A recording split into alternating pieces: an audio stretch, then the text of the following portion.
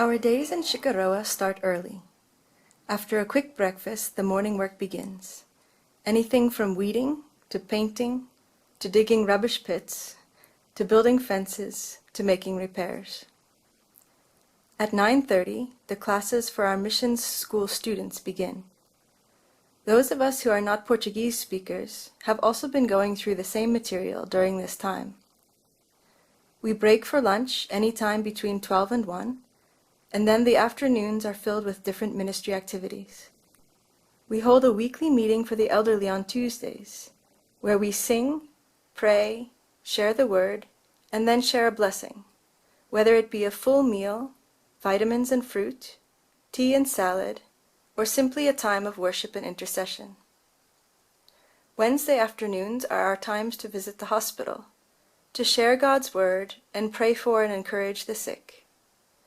On Thursdays, which is also our corporate fasting day, we have an audio Bible study where we gather to listen to the Proclaimer, a device that contains the entire New Testament in the local language.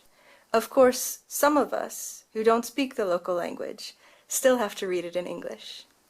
After listening to 2 chapters, we discuss together what we have learned from the day's passages.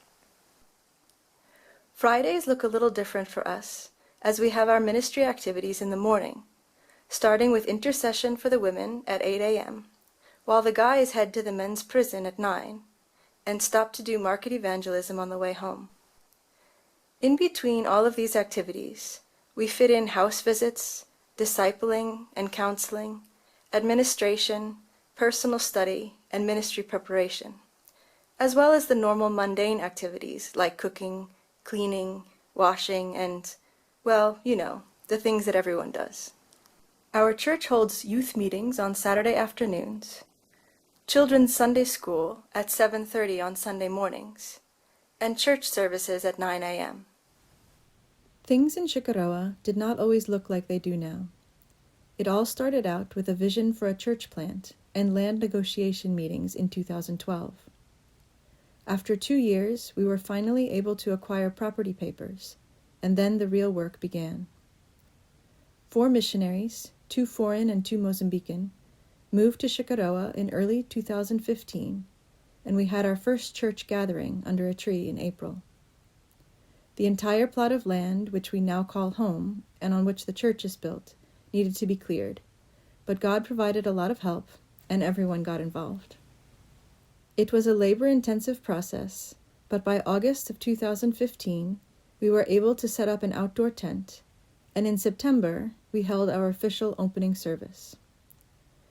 In addition to the establishment of the various ministries, 2016 saw the start and completion of a permanent church building, a borehole, a guest house, and the installation of a solar electricity system, as well as our first baptism and the receiving of our first outreach team.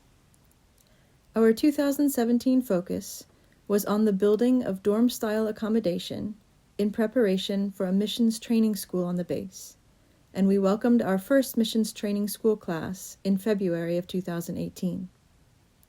We have graduated between 7 and 10 students from our missions training school every year since then, and a number of them have gone on to enter full-time ministry. As with churches throughout the world, 2020 brought a whole new set of issues to navigate with the onset of the COVID-19 pandemic.